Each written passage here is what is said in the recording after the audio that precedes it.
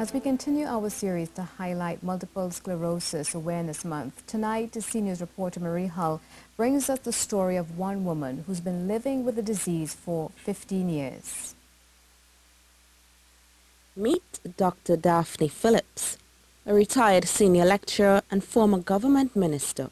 She's been living with multiple sclerosis for the past 15 years. MS is an autoimmune disease that affects the brain and spinal cord, mainly through eroding the myelin sheath, which is essential for the proper functioning of the body's nervous system. Studies say persons living with MS are diagnosed between the ages of 15 and 50, and the disease is most likely to develop in women. Dr. Phillips shared her journey and some of the challenges of living with the MS disease. Her first symptoms appeared in the year 2000. They stayed for 3 months and left without any external signs. But 4 years later, the symptoms of the relapsing remitting MS returned, taking a toll on her body. These attacks mainly affect her balance. The right side of my body is weak, is injured and weak, so I can't walk properly. I can't write properly with my right hand. I had to teach myself to write with my left hand.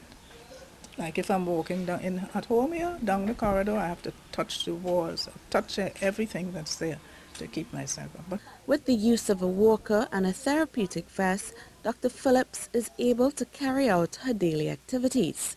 And for me, perhaps because I was a government minister before, and I know many people know me, there was some embarrassment and shame walking like this. I think I've gotten over that through closeness with God, through prayer, through faith, that I can hope for the future and I can be happy with myself.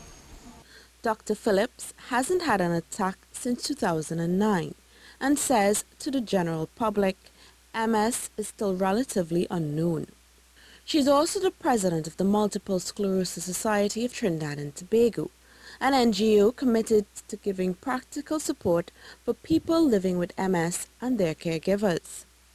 You can be comfortable with yourself. That's what I want MS people to do. As president of the society, that's my goal for MS persons. You must be able to love yourself, live with yourself, be comfortable, do what you have to do.